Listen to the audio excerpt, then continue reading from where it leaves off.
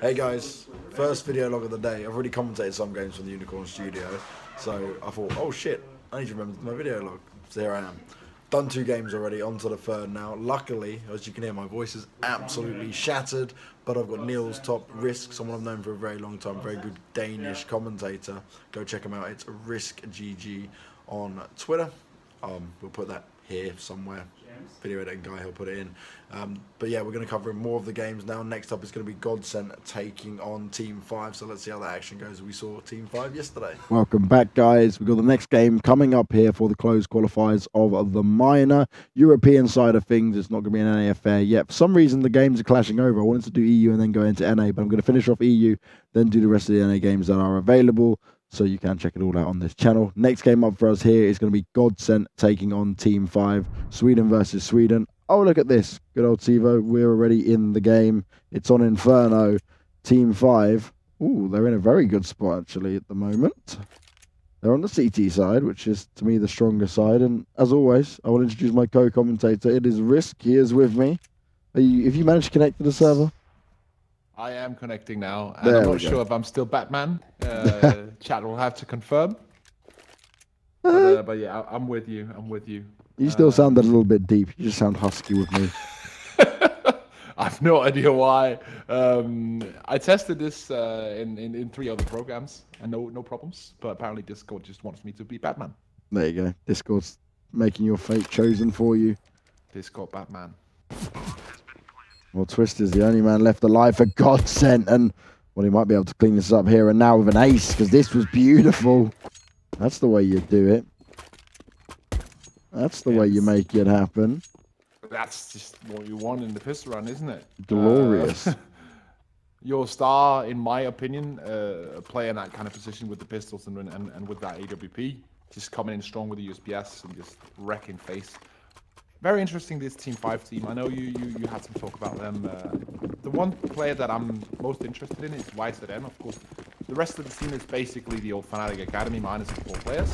Keve and YZN are the 2 new ones. But YZN, if he can perform at this level, that is a huge individual thing for him, because he has been in the lower tiers of PS in that match. One thing that I always think is very irritating and entertaining at the same time is these Swedish players that will have Swedish names, kind of like Bortan, which is impossible to pronounce unless you're Swedish, and I probably butchered it as well. But also, I remember back in the day, like LGB had the Skitten or Skitten guy as well. No one could pronounce that, and every single Swede would be so mad when everyone pronounced it wrong. I called him Skyton for like so long. Yeah, and it's so weird, because why just not pick like a name that everyone can pronounce, like YZN? That's easy. Yep. Why is everyone not called YZN? Well, I'm glad I kind of said Borton, a little bit like you. I tried to throw a bit of Swede English in there. I gave it a go. But so far, so good for Godsent. They've held on to all their weapons. Disco Doppland's down on 10 health. He's got the AWP in hand, and Godsent will just kind of swarm onto the A site, keep themselves covered. The spray coming out there from Dennis. He's making it happen. Only Kevy left alive. CZ in hand. And he's just going to be a nuisance from this position. Now, when do you think it's going to be a good idea for Team 5 to just try and cause a pause, call a pause? Like if they were a team that has practiced together for 2 months, I'm not 100% aware of how long they've been playing together, but I'm getting the kind of feel that they haven't practiced for more than a month at least. So if they had, let's say, 4 months practice, I would have taken a timeout 2-3 rounds ago. But if you're playing with that mixed team mentality, a timeout doesn't really give you much. It can only give you a breather and maybe a couple of seconds to figure out, okay, we could try and change this one thing. But there isn't much I feel like they can change. I just feel like they're getting out-aimed everywhere they go and out-stratted. Of course, it doesn't help dying to a Molotov, but it's, yeah, I don't know. This just feels like a very weird matchup. Godsent just seem to be outskilling them so hard. Well, Jazar tries to do some work with the AWP. He's instantly traded out there in apartments, and every single time Godsent are just on top of him. Doesn't really get a look in. 4 up and alive for Godsent. They're going to be able to get the boost sorted up here in middle. Bolton is making his way all the way around for apartments though, so he might try and get a flank on him here, but he's got to check every single corner. Karras is alone on the B bomb side. It's probably time for him to get moving. It's Twist and Freddy B. They've done their jobs. A bomb side secure. And Godsend are probably comfortably looking at 11th round here. Yeah, and I see no real evidence of Team 5 doing much else on the CT side. I feel like they need to do something unusual now. Maybe stack towards one of the sites, or play full retake, or maybe do aggressive plays off Banana and then stack 2 more players on the B-bomb side. I need something else from them right now, because what they're doing is obviously not working. They haven't even been close. So at this point, with that mixed team mentality, I would just go for like some ballsy, aggressive plays and see if that works then, because this is not working out whatsoever. I don't feel like they're far behind some of the players in the Godsend lineup. I feel like the individual levels of, let's say, a Jason or a Botan is not too bad. So I feel like they can challenge on aim duels, but if they allow Godsend to get the timings and the flashbangs, then there's just no way they're going to win. Twist was going up fast with the AWP up Banana there. And actually CTs are playing quite aggressive as well. Karas with the Mag 7 comes in, but he's only able to get one instantly. Jazar's coming round to rotate round. He's only got an M4 in his hand to try and defend this B bomb site from Godsend, making his way through ruins. But what can he really do here? All the smokes and flashes are coming in. Dennis is working his way around. He's prepared for it. Easily finds that kill. And only Kevy left alive now. Yeah, Kevy's one of these players that I haven't heard a lot about him, and it's kind of, I know he had some decent games to get here, but this is not a great showing so far. Hopefully he can make something happen in this clutch round here, but he will be shut down. But for some of these, of course, some of these guys have played in Fnatic Academy before and teams around that level. But for YZN and Kevy, this tournament is a proving grounds for them. This is also a place where they can prove themselves to other players, but also people watching, to say, okay, I can actually play at this level. And it's kind of sad for them that in this game it's been 4 frags for both of them in the first 12 rounds. That's not really a good showing. That's the thing as well. They started strong, Team 5. They beat Nip, and okay, now you come up against Godsend, and you were expecting for probably a closer game, or a much closer game than this. And instead, you're currently down at 12-0, and it is looking bleak because no adaptions coming from Team 5 at all. Yeah, and there's also I generally feel like NIP as a team is stronger than Godsend, with Team 5 just rolling over NIP and then just getting smashed by Godsend. Nothing make world anymore. So this is kind of a weird setup, but it just shows how best of ones actually work. It can't just be this kind of way sometimes. Then it opens up on the opposite side. This time the stack B, like as I talked about, do something a bit unorthodox. 3 players on that B bomb side is a bit unorthodox, and James are finally coming in with a frag. 3v4, bomb's not planted yet.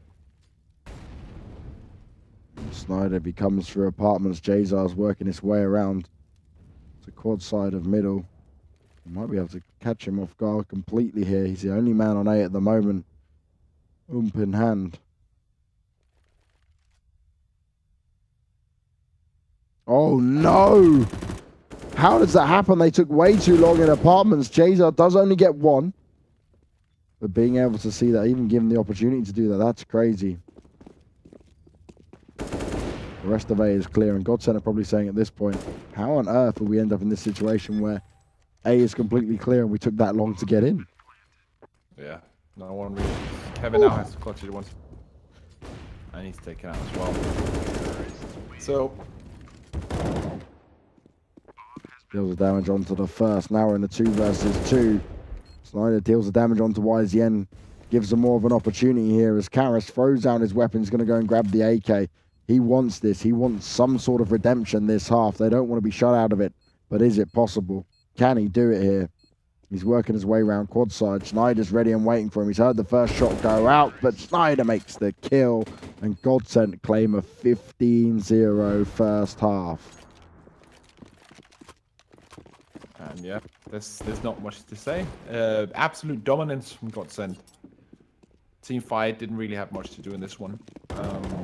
And as you mentioned as well, they're coming off the back of a beginning win against NIP. big upset. I saw them on Twitter. They were all very happy, really happy with the way that it went, really happy with how they executed and did all that. They get smashed by Optic, and now they come into this head behind 0-15. Feels bad, man.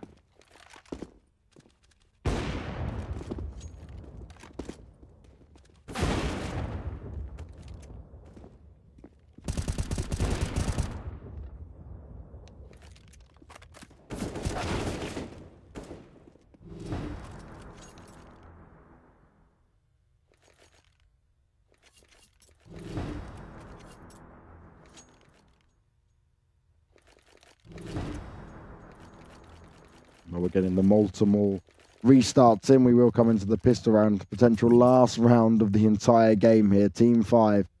This is do or die. You have to get this. Yeah, this is how it is. It all comes down to the pistol.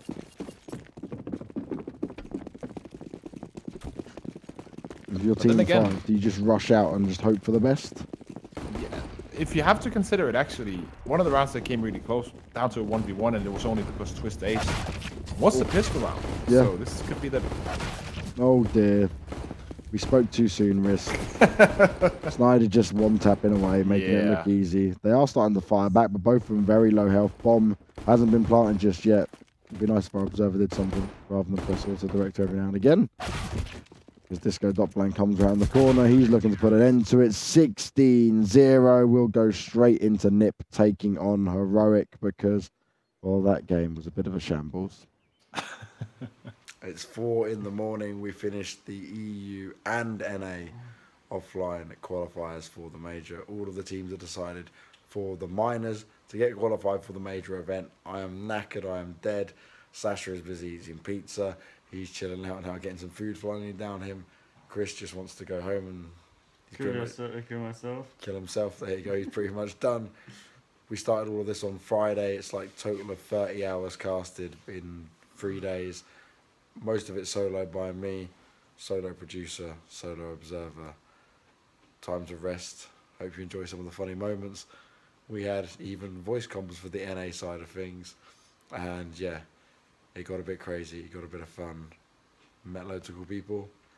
And now I'm going to go home to sleep and chill out and relax because it's so desperately needed because I look like shit.